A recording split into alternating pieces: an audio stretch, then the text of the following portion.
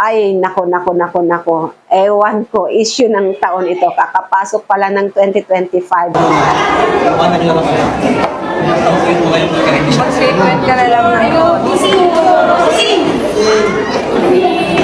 Tinatanong ko lang, bakit ganito kalakas ang loob ni Daryl Yap na ipalabas yung ganito? At talagang sa trailer, binanggit yung pangalan ni Vic Soto. Ano to, guys?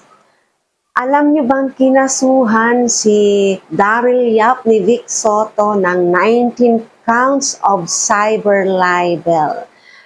Dahil ito sa upcoming movie niya, trailer pa lang po yung pinalabas niya tungkol sa buhay ni Pepsi Paloma, yung soft drinks lady na nagpakamatay noong panahon. Hindi ko maalala kung kailan yun. Ano po. And hindi ko rin gaanong matandaan ito kasi hindi naman ako gaanong interesado sa mga ganitong bagay Pero ngayon na lumalabas na at big personalities talagang involved. And naganap naman na ang mga social media vlogging, di ba? And issues. So parang ano ba ito? Totoo kaya ito?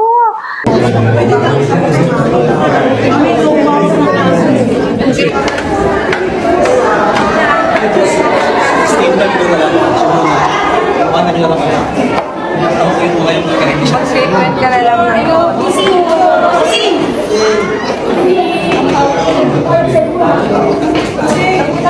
Alam naman po natin na buting tao ni Vic Soto. Halos wala naman tayong makitang o malaman na mga bagay na ginawa niyang mali